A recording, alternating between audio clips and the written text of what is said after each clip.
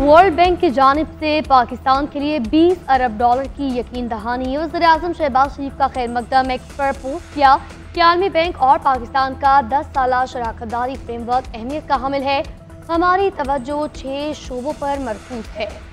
मयारी तालीम, ग़ज़ाइयत और मौसमियाती तब्दीलियाँ शामिल हैं। क्लीन एनर्जी, जामिया तरक्की और निजी सरमाकारी के फ़रोग़ पर तवज्जो देंगे।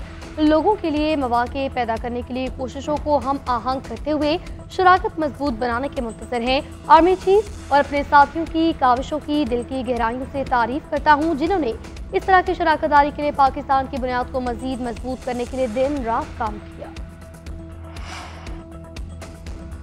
फौजी अदालत में दहशतगर्दों के ट्रायल के लिए आइन में तरमीम क्यों करना पड़ी, हम नीयत को भी देख सकते हैं। जुर्म करने वाले का मकसद क्या था। जस्टिस जमाल मंदोखेल के सिविलियंस के मिलिट्री ट्रायल केस में रिमार्क्स, कहा कि मुल्ज़िम कह सकता है कि मेरा ये जुर्म करने का इरादा नहीं था।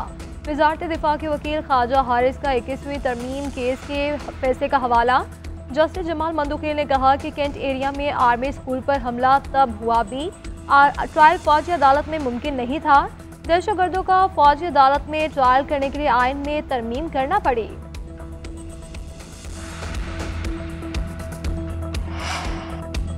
मुज़ाकरात का तीसरा दौर कल होने जा रहा है। उम्मीद है हुकूमत संजीदगी से इस पर सोचेगी। हम खुले दिल और नेकनियती के साथ बैठेंगे तो मसाइल का हल निकल आएगा। बातचीत सियासी इस्तेहकाम और जमहूरियत के लिए बहुत ही जरूरी है। कल अच्छी खबर आएगी। चेयरमैन PTI बैरिस्टर गौहर की मुज़ाकरात की कामयाबी के लिए पुरुमीद। सलमान अकरम राजा बोले, कल हम अपने मुतालबात तहरीरी तौर पर पेश करेंगे, फिर हुकूमत की मर्जी है वो मुज़ाकरात को चलाना चाहती है या नहीं। 8 फरवरी को अवाम के वोट पर डाका डाला गया। हम अपने किसी उसूली मौक़िफ़ से नहीं हटेंगे। कोई कहता है माजी पर 9 मई में मट्टी डालो, तो ऐसा नहीं। सियासी सतह पर भी जंग लड़ेंगे, अदालत में तो लड़ ही रहे हैं। PTI के तहरीरी मुतालबात पर इत्तेहादियों से बहस के बाद इनको जवाब देंगे। अगर PTI जुडिशल कमीशन चाहती है तो इसके TROs क्या होंगे, इस जुडिशल कमीशन के इख्तियारात क्या होंगे, रिपोर्ट कितनी देर में पेश करेगा। अहमियत तो इन चीज़ों की है जिस पर अभी तक कोई बात नहीं की गई। वज़ीर-ए-आज़म के सियासी मुशीर राना सनाउल्लाह का कहना है कि PTI वाले किन लोगों को सियासी कैदी समझते हैं। क्या इन लोगों का स्टेटस सियासी कैदी है या इन्होंने कोई और जुर्म किया है।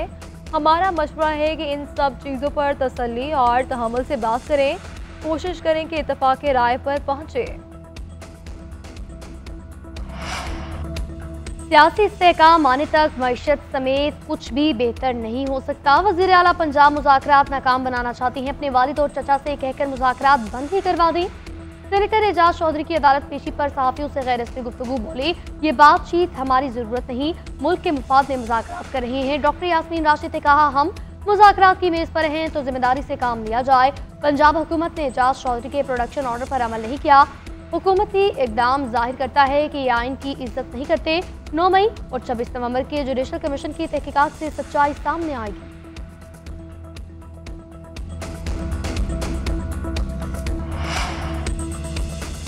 अपोजिशन का नए चीफ इलेक्शन कमिश्नर और अरकान की तकरीर का मुतालबा। सेनेट में अपोजिशन लीडर शिबली फराज और कौमी असम्बली में कायदे हिज़्ब इख्तिलाफ। उमर अयूब के खुतूत। चेयरमैन सेनेट और स्पीकर कौमी असम्बली को लिखा कि तकरीरों के लिए पार्लिमानी कमेटी तश्कील दी जाए। चीफ इलेक्शन कमिश्नर की मुद्दत मुलाजमत 26 जनवरी को मुकम्मल हो रही है। आर्टिकल 213 के तहत आइनी तकाजा पूरा करने के लिए कमेटी बनाई जाए।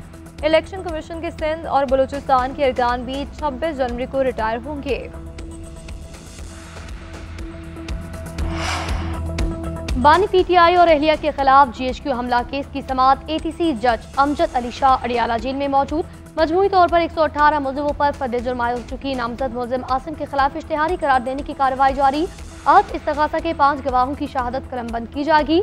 उमर अयूब ने CCTV फुटेजेस फराहम करने की दरख्वास्त दायर कर रखी है।